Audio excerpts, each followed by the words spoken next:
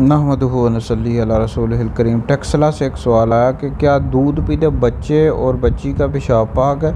तो इस वाले से जी मेरा फतवा भी मौजूदा फतवा इंशाल्लाह सोशल मीडिया पर व्हाट्सएप पर देकर जगहों पर शेयर कर दूंगा।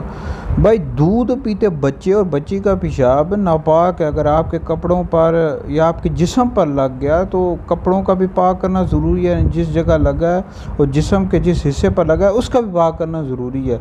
फतावा हिंदिया में है कि इंसान जिल्द नंबर 1 में है कि इंसानी जिस्म से निकलने वाली वो चीज़ें जो वुज़ू या गुस्ल को वाजिब करती हैं निजासत गलीज़ा है।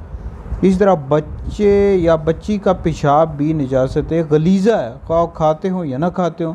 इस तरह बारे शरीयत में भी है कि दूध पीते बच्चे या बच्ची का पेशाब निजासत गलीज़ा है। ये जो अवाम में अक्सर मशहूर है कि दूध पीते बच्चे और बच्ची का पेशाब पाक है, माज़ गलत है।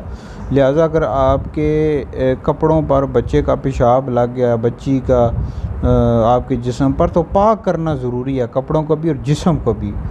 तो लिहाजा वीडियो सुनकर आगे भी शेयर कर दें, आपके लिए बहुत बड़ा सदका जारी है।